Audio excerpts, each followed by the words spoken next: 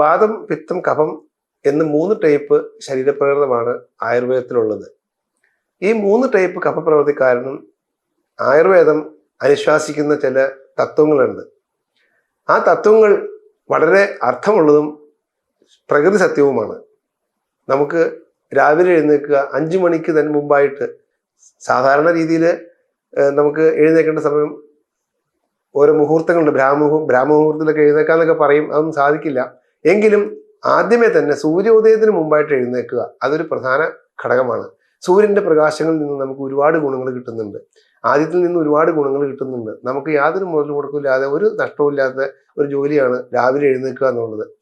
അതുപോലെ പ്രകൃതിയിൽ നമുക്ക് ശുദ്ധമായ വായു, നമ്മൾ നല്ല വൃക്ഷങ്ങൾ നട്ടുപിടിപ്പിക്കുക, ആലിന്റെ ചുവട്ടിൽ പോയിരുന്ന് നല്ല ഓക്സിജൻ കിട്ടും. കാരണം ഈ ഓക്സിജൻ കിട്ടുന്നതിന് എന്താണ്, ആല് നല്ലൊരു വൃക്ഷമാണ്, നല്ലൊരു സമ്പുഷ്ടമായിട്ടുള്ള ഒരു ഓക്സിജൻ തരുന്ന ഒരു വൃക്ഷമാണ് ആല്.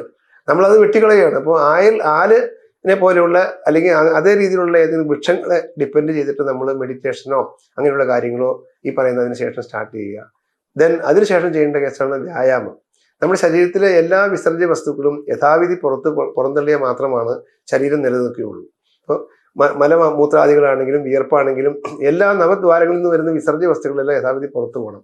അതിനെന്ത് ചെയ്യണം? ചിട്ടയും വ്യക്തവുമായിട്ടുള്ള ശാശ്വതമായിട്ടുള്ള ഒരു വ്യായാമ രീതി അനുഷ്ഠിക്കേണ്ടതുണ്ട്. അപ്പോൾ ചിട്ടയായ ഭക്ഷണക്രിയ പോലെയാണ് അടുത്തത്. നമുക്ക് എന്തെങ്കിലും ഭക്ഷണം വാരി വലിച്ച് കഴിക്കുക.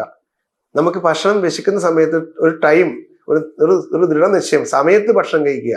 ഇപ്പൊ രാവിലെ ആണെങ്കിൽ ഒരു 7 മണിക്ക് ഭക്ഷണം കഴിക്കുക, ഉച്ചയ്ക്കാണെങ്കിൽ ഒരു 12:30 ഭക്ഷണം കഴിക്കുക, വൈകിട്ട് അസ്തമയത്തിന് മുമ്പ് ഭക്ഷണം കഴിക്കുന്നതാണ് ആയുർവേദ വിധി. പക്ഷെ കഴിയുന്നതും നേരത്തെ ആക്കുക. അസമയത്തുള്ള ഭക്ഷണ രീതികളൊക്കെ ജഡരാഗ്നിയെ ദോഷം ചെയ്യും, പല വിധത്തിലുള്ള രോഗങ്ങൾക്ക് കാരണമാകും. അപ്പോൾ ഭക്ഷണ രീതി, പോഷകമുള്ള ഭക്ഷണ രീതി ആയുർവേദത്തിൽ വളരെയധികം അനുഷ്ഠാനം കൽപ്പിക്കുന്ന ഒരു കാര്യമാണ്. ചിട്ടയായിട്ടുള്ള വ്യായാമം, പോഷകമുള്ള ഭക്ഷണ പദാർത്ഥങ്ങൾ കഴിക്കുക. അതുപോലെ തന്നെ നമുക്ക് ഈ പറയുന്ന ഹൈഡ്രോതെറാപ്പി, പിന്നെ രാവിലത്തെ മോർണിംഗ് ഏർലി രാവിലെ എഴുന്നേൽക്കുക, നേരത്തെ കിടന്നുറങ്ങുക, ഇതൊക്കെയാണ് ആയുർവേദത്തിൽ പ്രതിപാദിക്കുന്ന പ്രധാനപ്പെട്ട ഒരു കാര്യങ്ങൾ. അസുഖം വരാതിരിക്കാനുള്ള ശ്രമം നടത്താൻ വേണ്ടി ഇമ്മ്യൂണിറ്റി പവർ, രോഗപ്രതിരോധ ശേഷി ഉണ്ടാക്കണമെങ്കിൽ ഇതെല്ലാം ചെയ്യുന്ന ഒരു വ്യക്തി സംബന്ധിച്ചിടത്തോളം അവർക്ക് യാതൊരു രോഗവും ഉണ്ടാവില്ല. പിന്നെ രാവിലത്തെ വെള്ളം 1 ലിറ്റർ കഴിക്കുക എന്നുള്ളത്, ഹൈഡ്രോതെറാപ്പി എന്നുള്ളത് വളരെ വിശേഷമാണ്. എന്തായാലും നമുക്ക് വ്യായാമവും ഈ പറഞ്ഞ കാര്യങ്ങൾ ചെയ്യുന്ന ആൾക്കൊന്നും ഒരു രോഗവും സാധാരണ രീതിയിൽ പിടിവിട്ട് കണ്ടിട്ടില്ല. കഴിക്കുന്ന ഭക്ഷണപദാർത്ഥങ്ങളിലെ സൈഡ് എഫക്റ്റ് കൊണ്ടാണ് കൂടുതൽ രോഗങ്ങൾ ഉണ്ടാകുന്നത്. നോൺ വെജിറ്റേറിയൻ കിട്ടുന്ന പല ദോഷങ്ങളും നമ്മുടെ ശരീരത്തിലേക്കാണ് ബാധിക്കുന്നത്. എന്ത് നമ്മൾ കഴിക്കുന്നുവോ, നല്ല ഒരു ഗ്ലാസ്സിലേക്ക് 1 ഗ്ലാസ് പാൽപ്പായസം ഒഴിച്ചാൽ പാൽപ്പായസത്തിന് നല്ല ടേസ്റ്റ് ആയിരിക്കും.